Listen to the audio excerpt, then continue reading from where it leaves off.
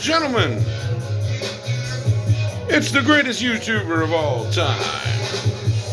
New World Order. Nostalgia. Long hits.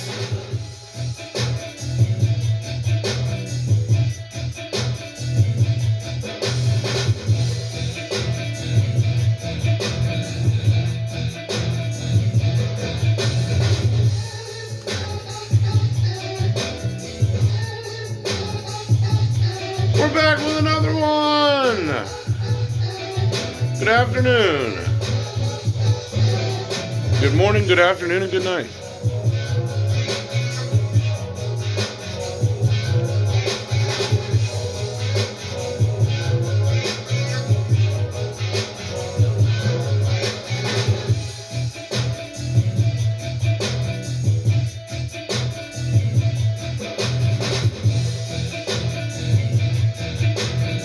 We're back with another one, and good morning. Not even, good afternoon. The following announcement. Listen to this 80s version.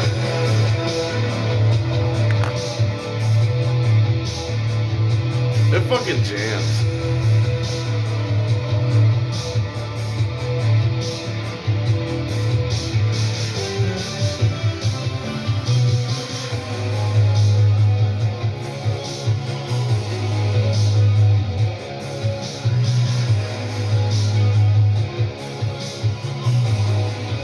That's so fucking cool, isn't it?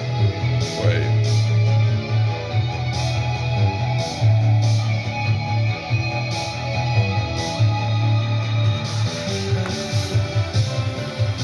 Let's go!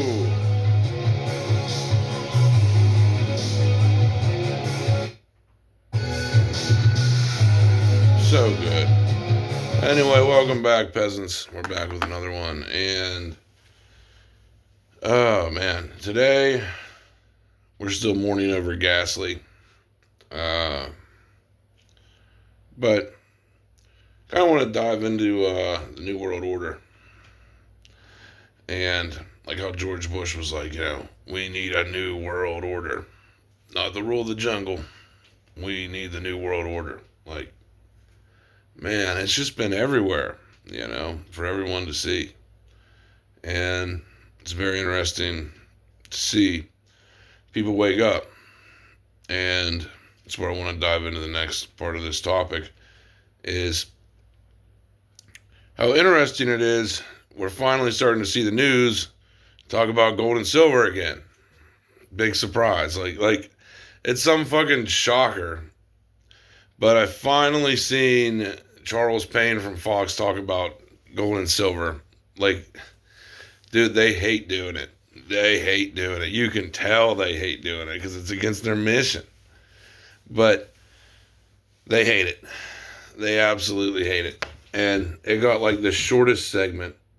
And the main reason they can't really deny it anymore is China and Russia both started buying up more silver, especially. And like, they're not waiting around. They're buying silver. And I think that's only going to get a lot worse, a lot more rapidly. And seeing that happen is pretty crazy. And to tell you the truth, I think they hide their numbers anyway. The amount of silver Russia and China have been stashing away has to be astronomical at this point. You have to imagine, if you're Russia, okay, they're like a fucking glorified big-ass gas station. They've made so much money off their gold shit. What do you think they're going to dump all that into? Silver. Like, if I'm Russia, bro, I'm buying silver all day. If I'm China, same thing. With Russia, like, their economy's doing good. Like their money's doing fairly good. They're massively up on their gold purchases. And yeah, what would the next thing they'd be doing? I'd be buying silver. I wouldn't be buying gold at these prices. It's just so expensive. Gold may double. Don't get me wrong. Gold may go up a lot more. But silver at $76, if I'm a country, damn straight I'm buying up like crazy. No doubt in my mind I'm buying like crazy. And I think with China they are too. They're buying a hell of a lot more than I think people realize. And I think they can just fudge the numbers. Just like America can fudge their numbers. And I really think they ignore silver, especially on purpose. That they act like they're buying up as much gold as they can possibly get. And when in reality, basically to paint that fake illusion, because in reality, I think they're buying a shitload of silver, trying to keep the prices low. And then when it finally breaks, it will break. And there will be no silver to purchase at a good price. And I think that's really where we're headed. That where all the numbers, all the manipulation finally breaks around the paper silver markets, and silver finds its real price, which, in my opinion, is a hell of a lot higher than the price it's at now. That at one point silver was more valuable than gold. So you really have to put that into perspective of silver with no manipulation could run to thousands. I mean, it could be more valuable than gold. We don't know. It's been suppressed for so long. We don't know. The supply is not there as much as gold is. There's a lot of very good arguments to why silver should explode. And I mean, I don't know about the rest of you guys. I don't know if you guys are hyped about it like I am. I don't know if you guys are like extremely doubtful. I mean, everybody's different in their beliefs. But like, to me, it's one of the most exciting times to be alive, to see if you were tremendously right about silver or not. But like, I watch a lot of older dudes that are like, that were bankers, and a lot of just, like Felix. I don't know if you guys know Felix. Not Felix, the other guy, the other old guy that I forget what his name is. He's like a banker in the UK. He has like 1,200 ounces. No, yeah, 22,000 ounces of silver, just like on a platter. Like they're like 22,000 ounce bars. I forget what his name is, but really intelligent guy. I enjoy his channel a lot. His takes remind me of why I'm bullish, and in his opinion, he believes as well that silver is going to run up on gold.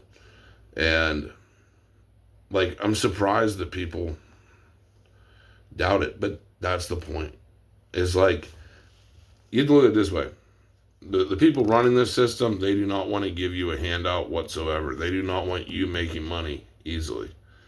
They want you working for it. They want you slaving for it in their system. They don't want you gaining a large sum of money fast without a long wait. You know what I mean? They don't want that.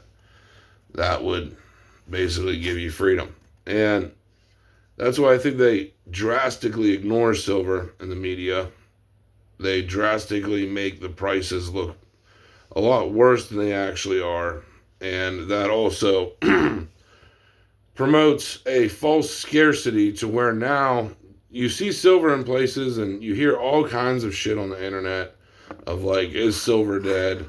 What's going to happen with silver?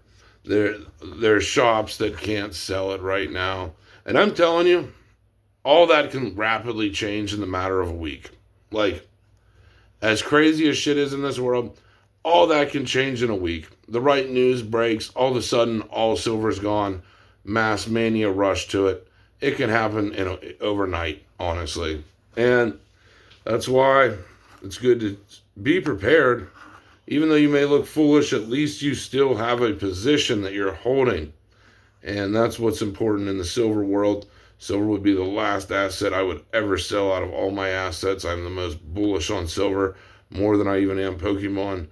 Over the long term, I believe in both, don't get me wrong.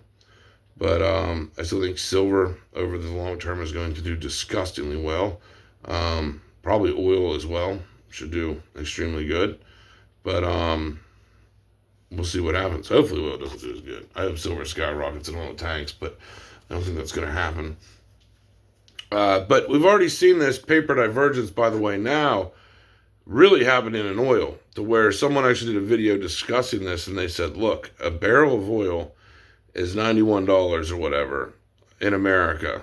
He's like, but good luck getting the actual barrel. He's like, the actual barrel is like 136. So it's showing that you're not getting oil for the paper price. Like exactly what I've discussed on silver, that will eventually happen, to where you will not be able to get it for the paper price. And seeing that true divergence, I mean, we're talking a $40 divergence in that,